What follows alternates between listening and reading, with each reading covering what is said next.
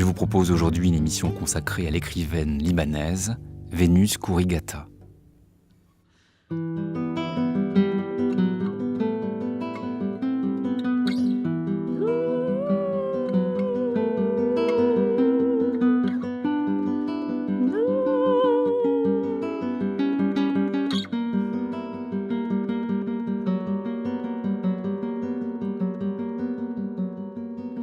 Elle ne balaie plus devant sa porte, ne se dispute plus avec le vent qui ébouriffe son pommier. Elle lit la pluie dans le désordre, apprend que Mars vole, son encre à décembre et 2 jours au plumier de février.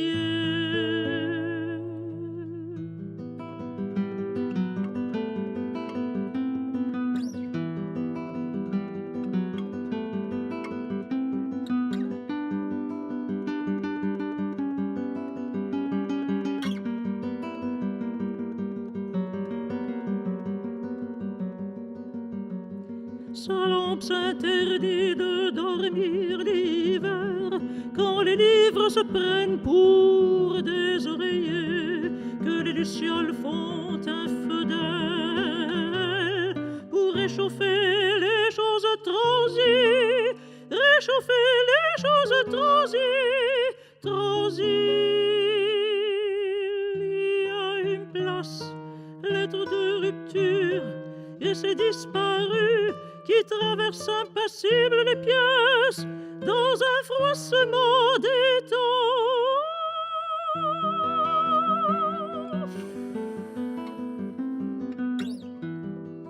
Elle ne balaie plus devant sa porte, ne se dispute plus avec le vent, elle ne balaie plus devant sa porte.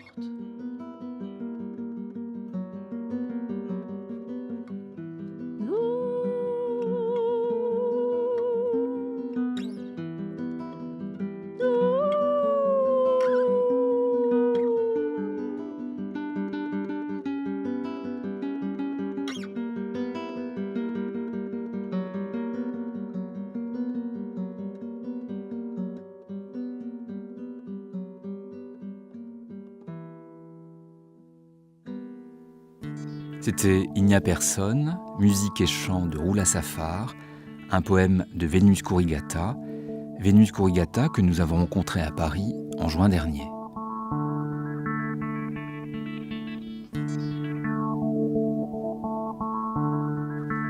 Vénus Kourigata, vos poèmes font passer dans la langue française un imaginaire nourri de cet Orient où vous êtes né. Je pense notamment à ce village de votre enfance, Bécharès, au nord du Liban, où vécut un certain Khalil Gibran. Vos derniers textes sont particulièrement ancrés dans le souvenir de ce paysage d'enfance. Ce sont des poèmes qui proposent, par-delà les guerres et le drame familial, des interrogations sans réponse. Alors Vénus Kourigata, la poésie serait-elle par excellence le territoire du questionnement ? J'aime cette question parce qu'elle répond à un grand souci chez moi. La poésie ne doit pas être un lieu de laboratoire de recherche de l'écriture. La poésie doit porter de l'humain, doit raconter un vécu. Et mon écriture à moi, elle raconte les femmes de ce village dont vous parlez, Frank Smith. Ces femmes qui ont le pouvoir, un grand pouvoir sur les herbes, sur le feu, sur la caillasse, qui sont toute la journée en train de courir de la maison jusqu'au verger pour arracher à la terre un peu de nourriture, un peu de légumes à cuire. Elles savent accommoder tout, même les herbes les plus amères deviennent délicieuses sous leurs mains. Ces femmes, je les ai vues souffler sur des braises, je les ai vues tuer des serpents à coups de pierre, je les ai vues enjamber des ruisseaux, courir sur des versants de montagne pour aller chercher une chèvre récalcitrante. Et j'aime donner la parole à ces femmes qui ont été ma mère, ma grand-mère, mes ancêtres. Et donc écrire, c'est partir à la recherche de ce qui a été vécu, notamment dans l'enfance. C'est surtout l'enfance. Où vont les arbres, ce recueil? J'ai voulu retrouver une enfance passée dans ce village du Liban Nord, à 2500 mètres d'altitude, le village de Khalil Gibran, où nous étions, comment vous dire, libres de notre temps. Le temps n'avait pas de prise sur les humains. C'est les êtres qui dilataient le temps à leur rythme. On dormait quand on se couchait, et quand le soleil se couchait, on se réveillait avec l'aube. Tout devenait ludique, même la mort devenait ludique. J'avais un oncle menuisier qui fabriquait des cercueils pour tout le Liban Nord. On jouait à cache-cache dans les cercueils. Donc même la mort était ludique, était un jeu, était un prétexte pour festoyer même le plus pauvre, le mendiant, le plus mendiant.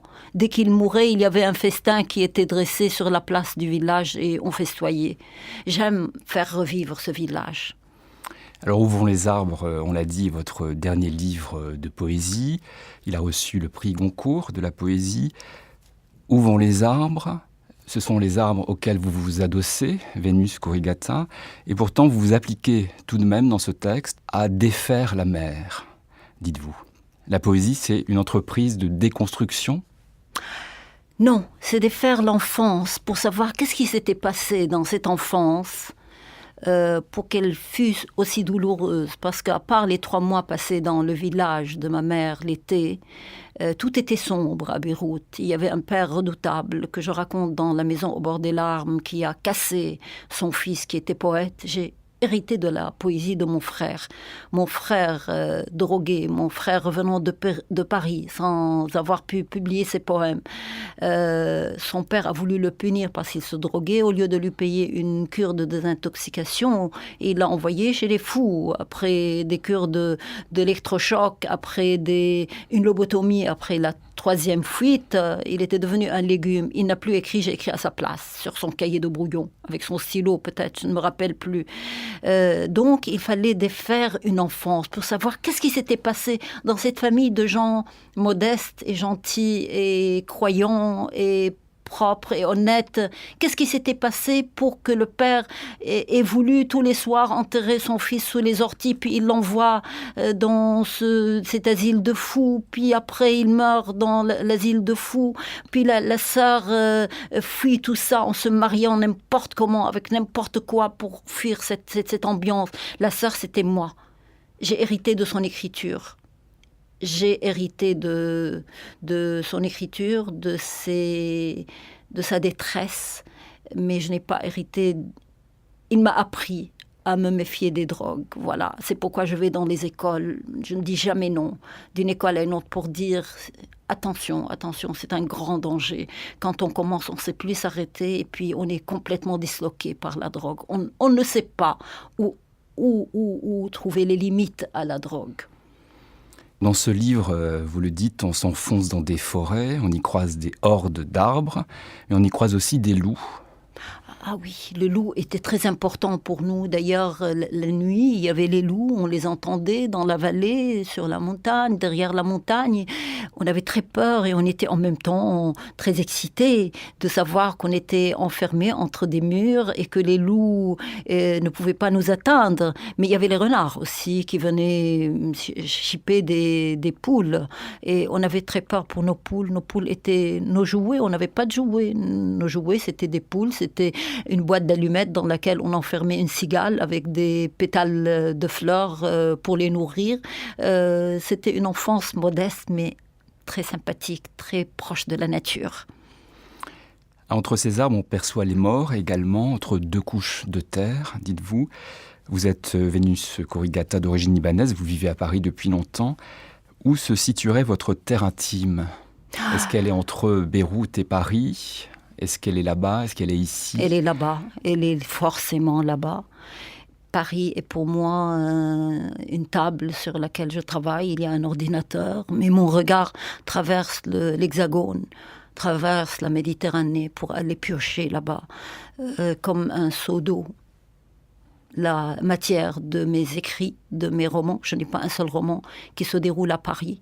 Mon dernier roman, Le Facteur des Abruzzes, se déroule dans les Abruzzes italiennes. Pour la première fois, j'aborde l'Italie, j'aborde l'Europe, parce que mon mari, chercheur scientifique, s'était beaucoup passionné pour ces Albanais qui avaient quitté l'Albanie et qui avaient fui le communisme pour venir s'implanter dans les Abruzzes italiennes. Et lui, chercheur scientifique, voulait faire l'ADN de ces gens-là.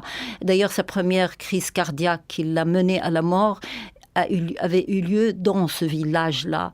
Et me voilà partie sur les traces de cet homme qui est mort et qui n'est pas mort dans mon cœur depuis une vingtaine d'années, dans ce village taillé dans le roc, ces Albanais qui ont apporté avec eux leurs coutumes barbares, la dette de sang, l'impôt du sang, et cet homme qui était passionné qui allait souvent, et surtout une femme qui me renvoie les chemises dont mon mari, 6 mois après sa mort, l'avait repassée. Elle s'appelait Elena. Il fallait que j'aille là-bas pour savoir qui est cette Elena qui hébergeait mon mari. Voilà.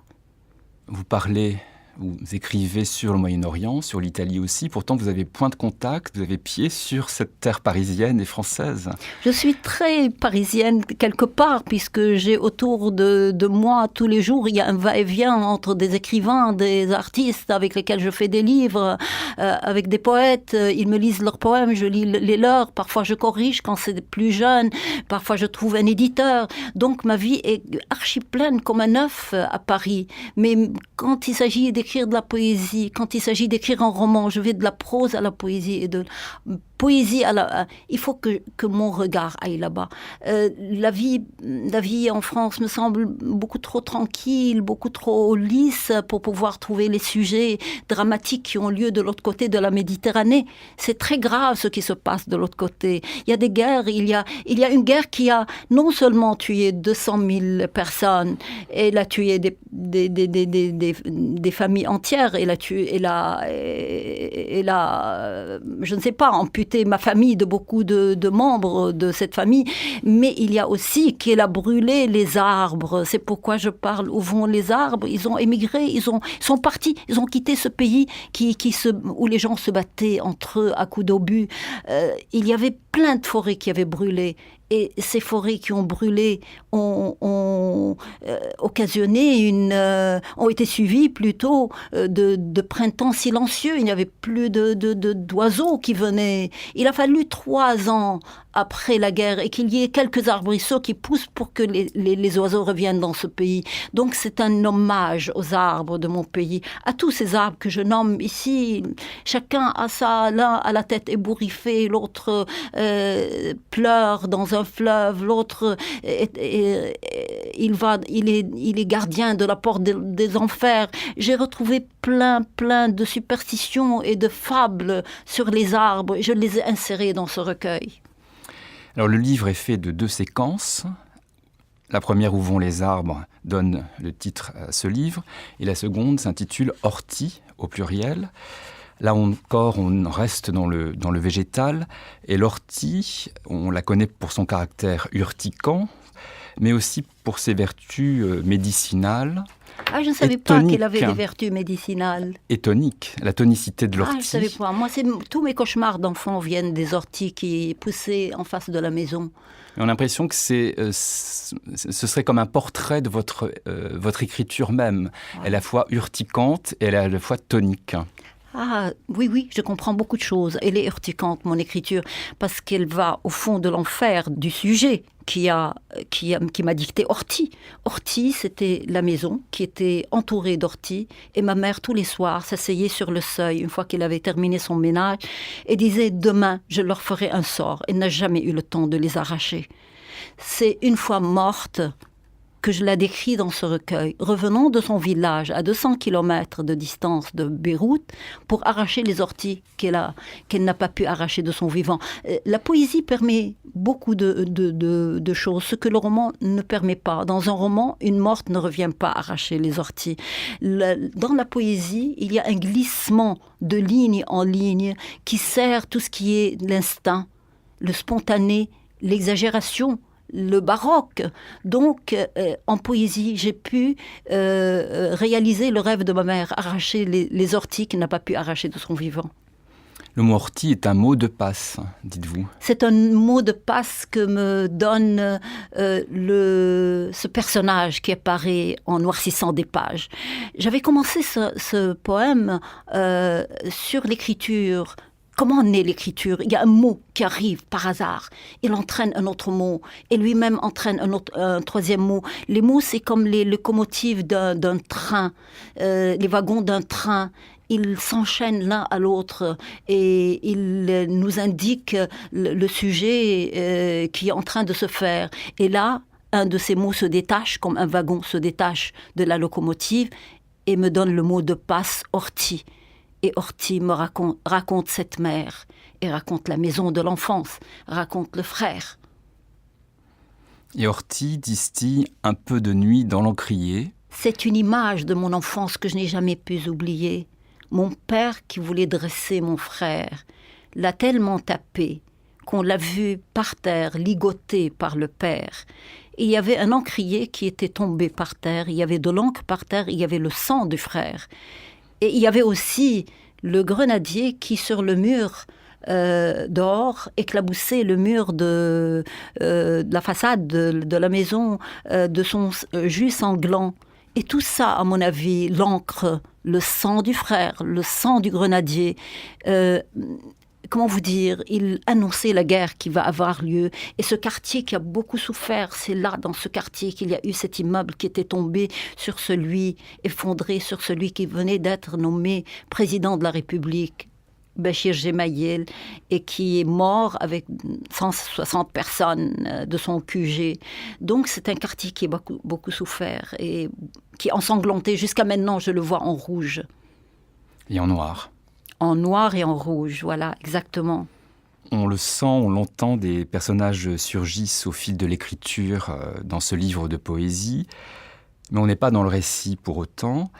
Vous écrivez, Vénus Corrigata, de la poésie, vous écrivez aussi des romans. Par ailleurs, comment s'organise une phrase dans un livre de poésie ou dans un livre de récit ou un roman ?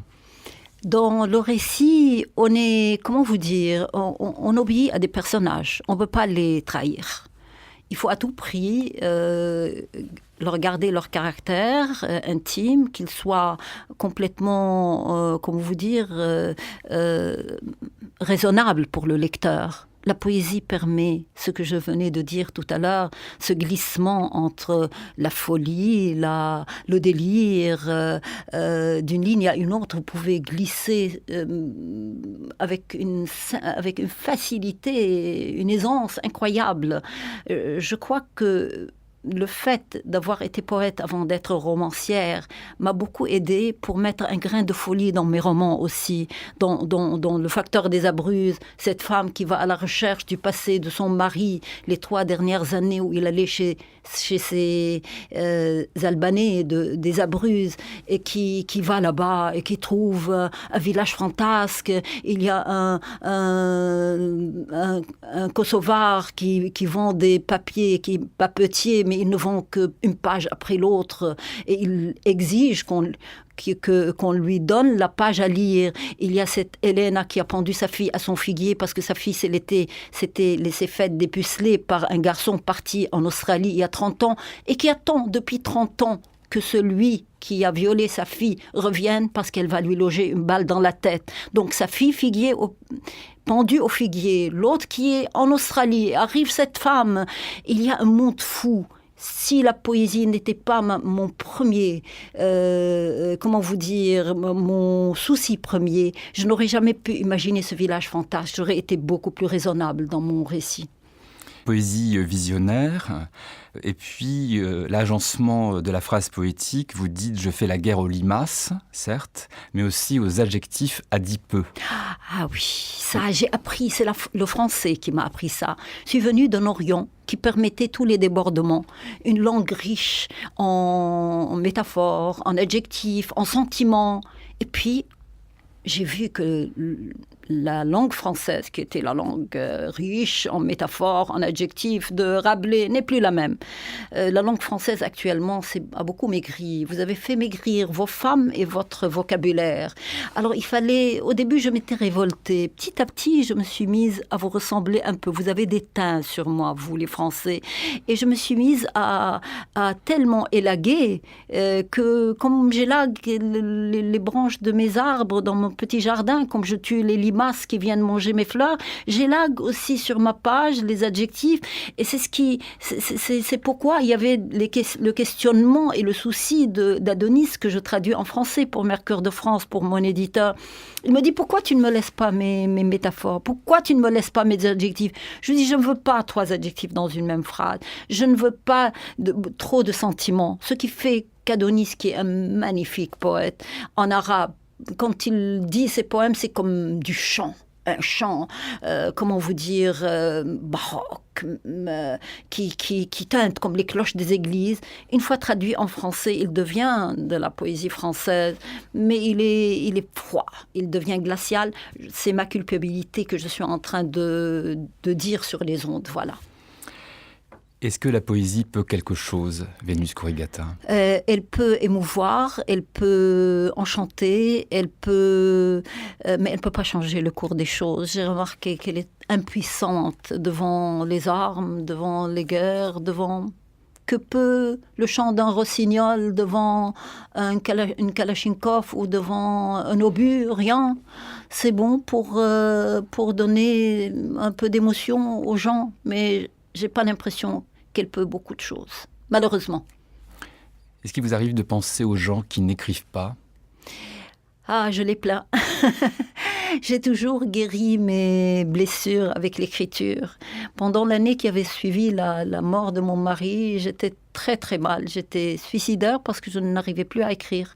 D'ailleurs, mes mains ne savaient plus tenir une plume entre les doigts. Et j'étais désespérée. Dès que j'ai pu écrire, j'étais bien. Elle guérit de tout. Je suis quelqu'un de très vulnérable, mais il suffit que j'écrive quelques lignes. Quand je me sens mal dans ma peau, quand je sens que le dehors est très... comment vous dire, cruel. Il y a des gens qui vous mettent des contraventions sur votre voiture, il y a des lettres de redressement, il y a le froid, il y a les journaux qui vous racontent des choses terribles de ce qui se passe dans le monde. Il suffit que vous écriviez, que vous mettiez à écrire pour oublier tout ça. C'est un lieu protégé, c'est un refuge, la poésie. Quelle question ne vous aurait jamais été posée, Vénus Kourigata? Une question qu'on ne m'a jamais posée. Oui, on ne m'a jamais demandé parce que je ne le pensais pas et je le pense maintenant très très souvent avec l'âge qui est en train de me grignoter de partout. On ne m'a jamais demandé où aimeriez-vous être enterré. Eh bien, c'est mon souci ces jours-ci. Je suis sur le point d'acheter une concession à Paris et dans un cimetière pas très loin de ma maison. Et dans le temps, je me croyais immortelle quand j'étais jeune, quand j'étais pleine de moi-même. Maintenant, quand je passe devant ce cimetière de Passy et je sais que la 3e rangée, il y a une petite tombe, on dirait une tombe d'enfant, qui m'appartient, je suis très très touchée, je suis très émue. Vous avez préféré Passy à Bécharès ou à Beyrouth? Ah, j'aurais bien aimé revenir à Bécharès, mais je ne veux pas encombrer mes enfants. J'ai 4 enfants et c'est très malsain, ces morts qu'on promène dans l'air d'un pays à un autre. Non, les morts, on ne les promène pas dans des avions. Laissez les avions pour les êtres humains. Alors grâce à vous, Vénus Kourigata, la poésie n'est pas seule. Et cette émission s'intitule « La poésie n'est pas une solution ». Est-ce qu'on peut dire si la poésie est une solution ou non pour vous? C'est une solution pour moi-même, pas pour le monde. Je vois des gens qui n'ont jamais lu un poème et qui s'en portent très très bien. Ils s'en sortent, ils font beaucoup d'argent, ils sont riches, ils ont des voitures importantes, ils ont des appartements, ils gagnent de l'argent. Mais pour moi, c'est vital. Vous me dites, il y a une guerre qui va mondiale. Qu'est-ce que vous ferez comme provision? Je vous dirai des recueils de poèmes, parce que j'aurais peur de manquer. C'est ma provision Au lieu d'acheter de la farine, du pain, des biscuits, des pâtes, je ferai mon plein de recueils de poèmes.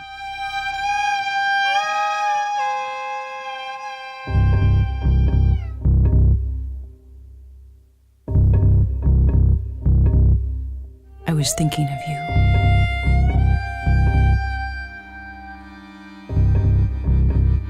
And I was thinking of you. And I was thinking of you. And then I wasn't thinking of you anymore. Vénus Kouriata, une lecture en arabe et en français de son texte Horty. الأم تكسر الخبز كما يفتح الكتاب نور يتفتت مع القشرة صوتها الشجي الحزين يبرد الشرب ويكسو أصابعنا بالشقوق بيننا وبين الأم ظل الشتاء نطرده من الباب فيعود من الشباك يتحدانا يسخر منا يأخذ مكانه على الطاولة بين صخب الأشجار وأصوات الحمائم الممزقة المرأة التي تتقاسم معنا وحدة الأشجار طوت سياجها طردت حقيدتها رشقا بالحجارة ثم حفرت المنحدر بحثا عن جبل داخل الجبل لدفن سرها. C'était hier. Il y a très longtemps, la colère du père a renversé la maison. Nous nous cachions derrière les dunes pour émietter ses cris. La Méditerranée tournait autour de nous comme chien autour d'un mendiant. La mer nous appelait jusqu'au couchant. Ça devait être beau, mais ce n'était que triste. Lasse de nous appeler, la mer quitta la terre pour entrer dans la terre. Vue d'en haut, elle ressemblait à un caillou. Vue d'en bas, elle ressemblait à une pomme de pin écaillée. Il lui arrivait de pleurer en sanglots qui faisaient frémir le feuillage. La vie, lui crions-nous, est une ligne droite de bruit. La mort, un cercle vide. Dehors, il y a l'hiver. La mort d'un moineau a noirci la neige. Mais rien ne l'a consolée. Quelle est la nuit parmi les nuits demandait-elle à la chouette. Mais la chouette ne pense pas. La chouette sait. Nous pensions à elle tous les jours. Puis toutes les semaines. Puis une fois l'an. Dans une photo d'elle, gardée entre deux factures, ses cheveux étaient couleur sépia. La mort vieillisse comme le papier. Ça ne pouvait être qu'ailleurs. La colère du soleil renversait le pays. Des hommes venus du côté sourd du fleuve cognaient aux frontières. Je dis hommes pour ne pas dire sauterelles. Leur sueur avait l'acidité de l'armoise, leur haleine avait l'amertume du cyprès. Ils arrivaient tous les soirs de toutes les années. Leurs arbres tenus en laisse, leurs enfants plantés au pied de leurs oliviers. Dans son sombre réduit, la mer comptait leurs pas, la mer compatissait. Leur langue épaissie par le sel de la mer morte, leur gorge emplie du vent de la Galilée. Et creusèrent leurs tranchées dans nos chambres, allongèrent leurs fusils entre nos draps, squattèrent nos trottoirs à longueur d'hommes, à longueur de honte. Leur torpeur, une fois mort, ne les a pas suivis. Visibles à travers le linge sur nos cordes, leur pays leur tourne le dos. Cachez la maison derrière la maison, criait la mer. Enterrez la terre dans la terre. Les étrangers emporteront les murs comme fagots de bois au dos de leurs mulets, boiront la sueur verte des arbres, l'urine noire des mines, le sang gris des rochers. Le pays sous leurs pieds glissera vers le nord. Le sud, bardé de barbelés, deviendra ouest. Des voleuses, leurs femmes, qui cousent leurs luzernes sur nos prés. Un mensonge, leurs brebis, fécondées 7 fois l'an, et que leurs oreillers s'envolent avec les cigognes. Trop courtes leurs échelles pour quérir la pluie, leurs chanvres effilochés, ils naissent et meurent à la lueur des lanternes.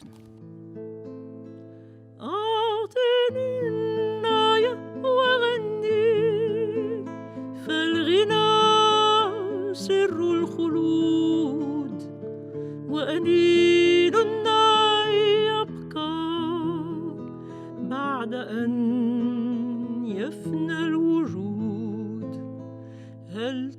اتخذت الغاب مثلي منزلا دون القصور فتتبعت السواقي وتسلقت الصخور هل اتخذت الغاب مثلي منزلا دون القصور فتتبعت السواقي وتسلقت الصخور هل تحممت بعطر وتنشفت بنور هل تحممت بعطر وتنشفت بنور وشربت الفجر خمرا في كوس من أثير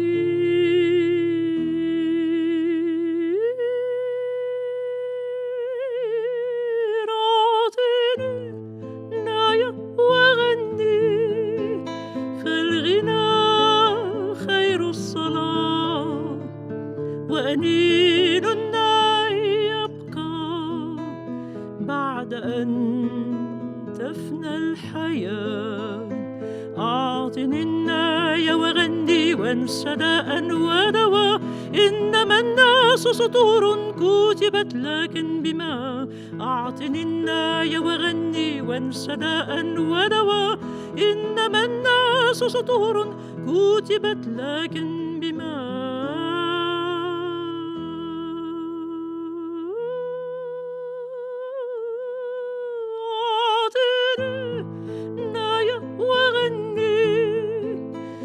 سداء ودواء إنما الناس سطور كتبت لكن بما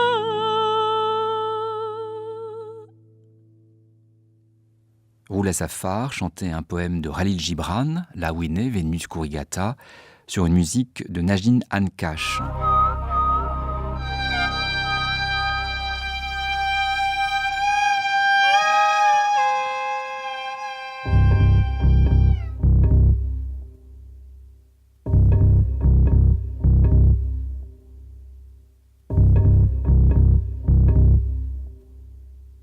I was thinking of you.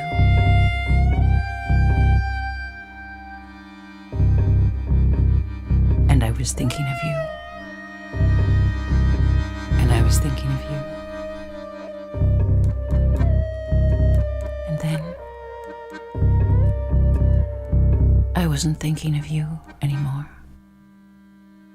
Nous poursuivons avec la lecture d'un texte de Vénus Kurigata, Où vont les arbres, dit par Françoise Lebrun.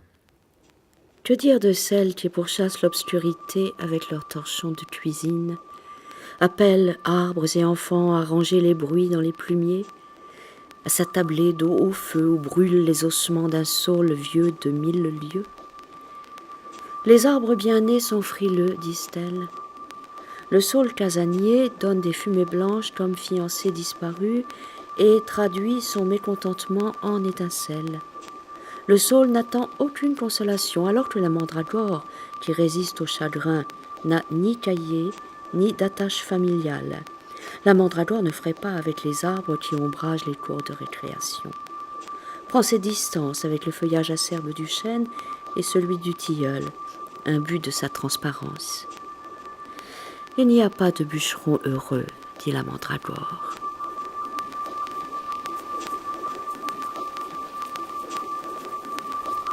Ses yeux soulignés du col de la marmite, la mère se mariait sans répit, mettait au monde des enfants de la taille d'un crayon qu'elle replantait, puis arrachait. Ils sont pourris, clamait-elle, et ses cheveux devenaient noirs de chagrin. L'orage faisait son plein dans nos cris lorsqu'il l'emportait avec le toit. L'emportait pour nous la rendre 30 sommeils plus tard. Dans ses yeux, l'eau inerte des crevasses, un triste tintement à chaque doigt. Sa voix, devenue clapotis, nous l'a restituée dans sa robe rouillée, n'osant franchir le cercle de la lampe de peur de s'émietter. Reconstituer la mer occupaient nos mains. Les crayons de couleur dessinaient l'herbe des encoignures, ravivaient la braise du pubis et cette manière qu'elle avait de s'ouvrir comme pour nous recommencer. Notre ébouillie donnait à la mer un corps visible, monstrueux, camouflé derrière la page, et l'aquarelle du sang lui tenant lieu de bouche et de pubis. Mer nourricière, médian fendu comme sabot de chèvre ombrageuse, sein bu à la renverse quand tarissait l'encrier. Nous retournions l'esquisse contre le mur lorsqu'elle nous opposait le mutisme de son dos. Son visage interrogeant le plâtre, si mirant. Pour quelle raison multipliait-elle arbres et enfants? Pourquoi avait-elle incendié le nid de l'alouette qui l'a vue nue? Et pourquoi dormions-nous tête bêche avec l'inamical cyprès alors que le tilleul nous réservait tous ses élans? Mère, entre deux pénétrants et deux fermetures de volets. La mer nous accrochait des bras, nous cousait des sourires et des battements de cils. Aux choses longilignes confectionnées par ses mains manquait l'odeur du pain. Le crin s'étiolait sur les têtes. Les fils de fer rouillaient dans les articulations. Personne n'applaudissait ni ne ployait le genou devant le jour. Nos baisers nous revenaient enrobés de suie. Nous implorions la mer de nous défaire, de nous remanier. Mais son rire étouffait le feu. Il nous arrivait de nous relayer devant la lucarne pour apercevoir des fragments de Dieu. L'inviter à s'allonger sur notre gazon, avec ses bras interminables et les angles crayeux de ses genoux. De l'appeler jusqu'aux comètes, de revenir en herbe ordinaire, en animal familier, de ne pas sursauter quand le Père fend son bois dans la réserve, qu'il gèle dans nos prières. Dieu sans panache, sans descendance, donne un robinet aux oiseaux, un arrosoir au cimetière. Le grésillement de la plume ne la réveillait pas, ne raturait pas son oreiller. Nous ouvrions sa bouche pour voir à quel feu elle préparait ses mots et sous quel angle elle soufflait sur ceux de la taille d'une étincelle. Nous faisions main basse sur la mer, lancions dans son eau pierres, vœux et pièces de monnaie. Nous ouvrions la mer, mais oublions de la refermer. Les livres séparaient le dedans et le dehors. La mer nous cousait de grandes poches pour contenir nos frayeurs, nous cousait ensemble pour ne pas nous disperser. Les bombardements enfumaient le miroir où elle nous cachait avec nos jouets. La guerre terminée, elle épousa des guerriers et des soldats de plomb. La maison s'enfonçait à mesure qu'elle se mariait et que nos larmes couraient sur ses joues.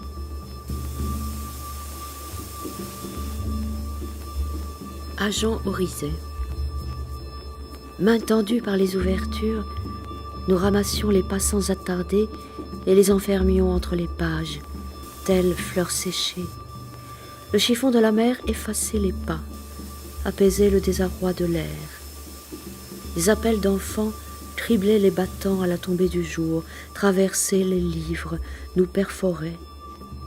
Comment retrouver la texture des pages et restituer l'ordre des fenêtres et des mains emmêlées? Le soir devenant volubile, on nous prêtait une fenêtre sur un fragment du monde. Nous étions la maison et le chemin qui menait à la maison. La mer déplaçait la porte à chaque passage du train et chaque procession vers le cimetière. La terre restait la même, malgré les morts qu'on y enterrait.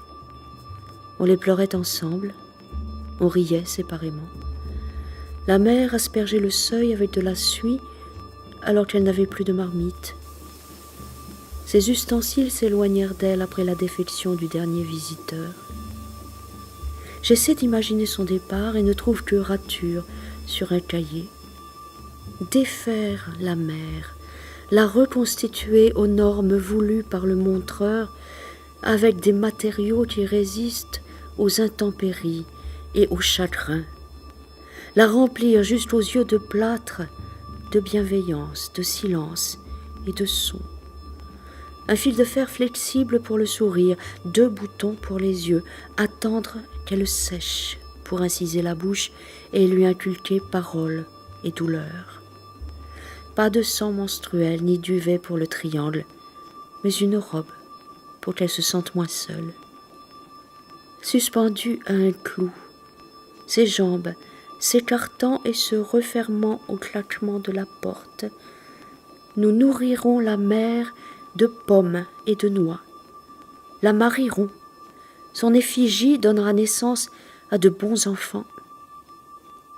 C'était novembre, en pluie acide et neige noircie par l'usage. Nous classions les feuilles mortes par ordre de taille pour faciliter la tâche de la forêt absente pour des raisons connues d'elle seule. Les parents partis avec la porte, nous prenions les flaques d'eau pour des criques, les cailloux pour des météorites, les meutes de vent pour des loups. Un enfant se liquéfiait dès qu'un flacon touchait terre. Nous pouvions tenir jusqu'à l'épiphanie, manier nos pieds comme des jouets, en attendant une redistribution des parents. Il nous arrivait de les apercevoir entre 2 couches de terre. Le coup de pied asséné au sillon faisait crier un caillou. Mais ce n'était qu'hallucination de bûcheron à la herse rouillée.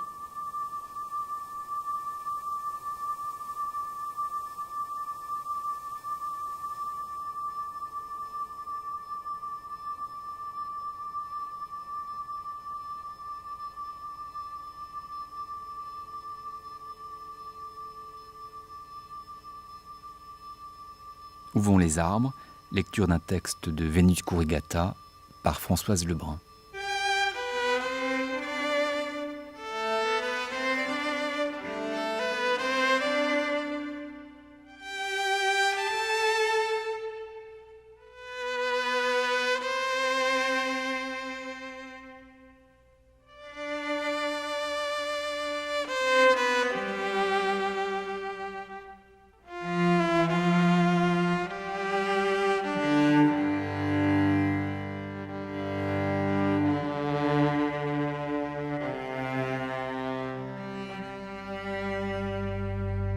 Pour terminer cette émission, je vous propose la lecture d'un texte en cours d'écriture de Sonia Chiambretto, que nous recevions hier. Elle nous faisait part de ses liens de proximité avec la ville d'Alger, qui forment le socle d'un nouveau texte, Captain Algérie. Témoignage. L'auteur indique que son fils a été arrêté dans son quartier le 2 août 1995 à 11h par le dit Rambo et 5 autres policiers. L'auteur indique qu'ils ont menotté son fils et l'ont emmené dans le coffre d'une Renault blanche au commissariat central. Il y a été conduit les mains liées derrière le dos avec du fil de fer. On l'a attaché à un arbre dans la cour. Il a été torturé par des policiers cagoulés. Ils étaient ivres, à la chignole sur la poitrine. Le 7e jour, il a été conduit les mains liées dans un bois près du parc zoologique de Ben Aknoun. On lui a demandé de se mettre à genoux, tête baissée, et des policiers ont pointé leurs fusils sur sa tête. Il a dit aux policiers qu'il n'avait rien fait et qu'il ne savait pas ce qu'ils attendaient de lui. Tout cela s'est produit 3 mois avant qu'il soit libéré. L'auteur indique que ses 2 fils ont été enlevés le 3 octobre 1999 à 8h30 du matin dans la rue, à environ 50 mètres de son domicile, par 3 personnes armées en civil de la DRS à bord d'une Renault blanche devant des témoins. Ils ont été transportés dans le coffre arrière d'un véhicule jusqu'au centre de Ben Aknoun, à une centaine de kilomètres de là. Ils ont été confiés au capitaine et un collègue.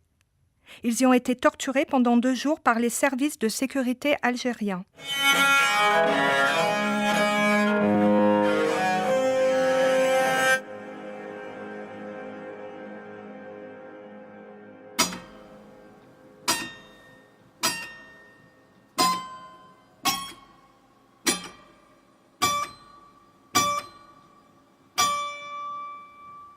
Je suis généreuse, j'ai la foi, je fais du bien autour de moi.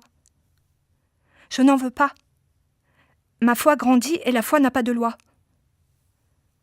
Je devrais sacrifier mon être, mon âme, mon corps à je ne sais qui. Autant mourir. Pourquoi donnerais-je ma vie ?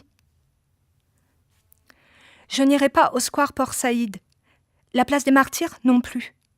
Ni Bellecour, à cause des crachats, des insultes. Il faudrait passer inaperçu, mettre un foulard. Hussinday, encore ça passe. Mais le quartier de la Glacière, beaucoup plus que des coupes-gorges, je n'y pense même pas. Le terrorisme est sorti de là. Les quartiers de El Harrach, vers l'est, le maquis n'est pas loin.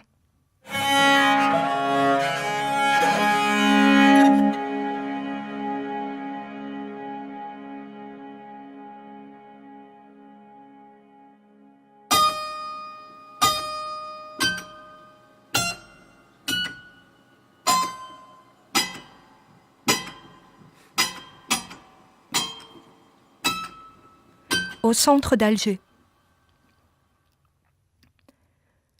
Le paradis est le destin de nos morts, l'enfer est réservé aux vôtres.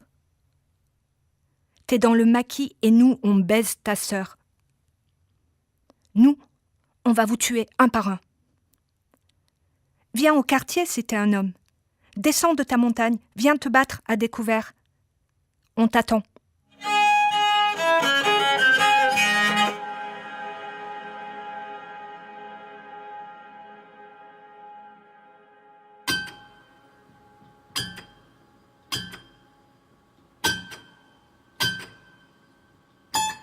Les massacres dans les villages, on n'y était pas. Les faux barrages sur les routes de montagne, sur les routes de campagne, on n'y était pas.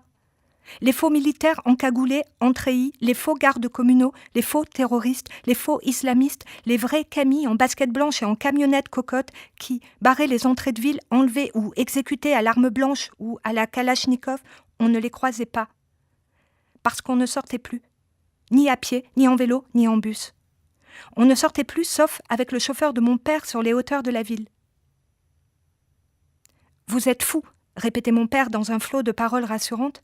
« Ils n'arriveront jamais jusqu'ici. » Ici, un quartier sécurisé dans la commune de El Biar, sur les hauts d'Alger, dans les eucalyptus, les frênes, les pins parasols. Une colline d'où l'on peut voir comme à travers la lunette d'une longue vue, l'image hachée par l'épais feuillage des arbres, d'un gigantesque chantier. Bidonville, décharge, en second plan, la mer. Jamais. C'est en passant la tête sous le lit de mon père que j'ai vu un couteau de boucher, une batte de baseball.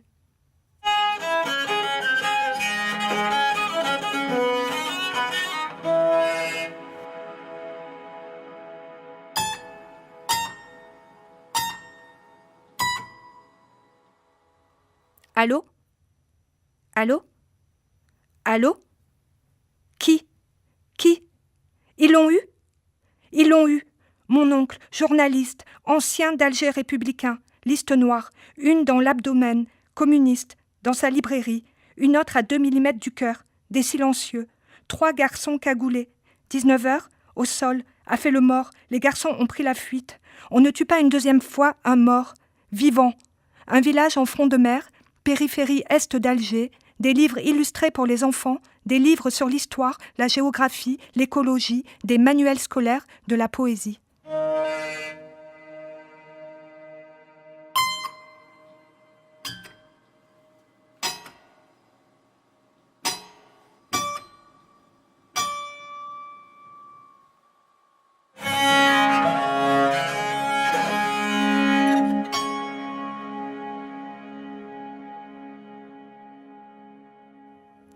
Les eaux usées s'infiltraient dans les canalisations d'eau potable.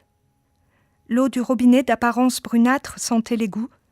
La ville était sans eau.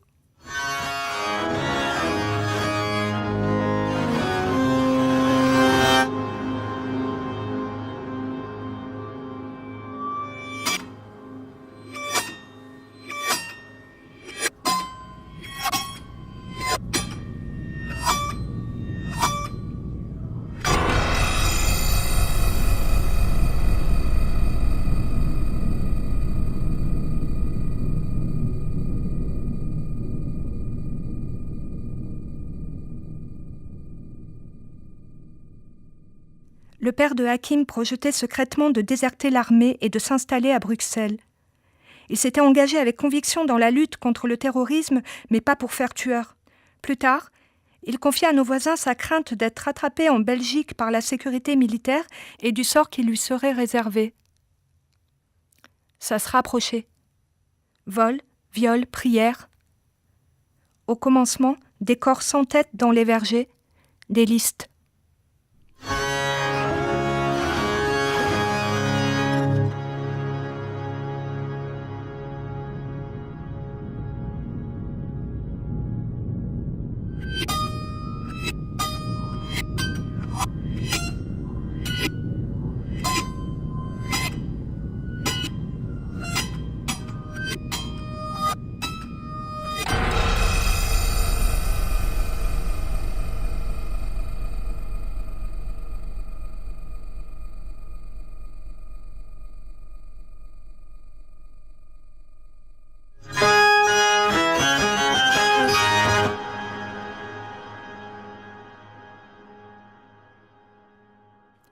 Les communistes. L'oncle. Le rêve des communistes, c'était de construire avec le peuple libéré une Algérie juste, une Algérie des travailleurs, une Algérie sociale. En se protégeant la tête avec son bras gauche, il a pris une balle près du cœur, l'autre balle quand il a couru, la troisième quand il s'est écroulé dans son sang. Il était 19h le 11 janvier 1995. Ce que je veux, modestement, c'est donner de la documentation aux jeunes, aux historiens algériens de demain, pour qu'ils ne sombrent pas dans ce que nous avons de plus morbide, une mémoire dénaturée et instrumentalisée. J'ai étudié pour cela, j'ai étudié la méthode dans l'histoire. Ils l'ont eu. Mon père a jeté le téléphone contre le mur, a attrapé sa veste. Je l'ai supplié de rester chez nous. Je l'ai supplié de me cacher au fond d'une malle dans le coffre de la voiture. Je l'ai supplié de m'emmener avec lui à Sétif. Grand-mère, qui perdait déjà la tête, a demandé du fond de la pièce « Qui est mort ?» Je me souviens alors qu'on a ri très fort et mon père est parti. C'était la nuit, une route vers l'est. Évacué à l'hôpital Maillot d'Alger, mon oncle s'est réveillé le lendemain paralysé du bras gauche dans le service où Matou Blounès avait été hospitalisé après l'agression d'un gendarme. L'oncle. Je suis depuis 1962 sur les traces de mon frère et camarade parce que j'ai milité avec lui. Cette dernière photo a été prise en 1958, au sud-ouest de Créa, quelques jours avant l'incursion dans la vallée infernale. On le reconnaît au milieu de ses frères de combat. Le troisième, en partant de la gauche, à l'ombre des chênes lièges. On voit, à la lisière d'un bois, un jeune homme souriant qui pose. C'est flou, mais on voit bien qu'il rigole. Mon oncle reprend. À sa droite, celui qui fume, c'est Kadour, son compagnon d'armes et ancien camarade de l'UJDA, Union de la jeunesse démocratique algérienne.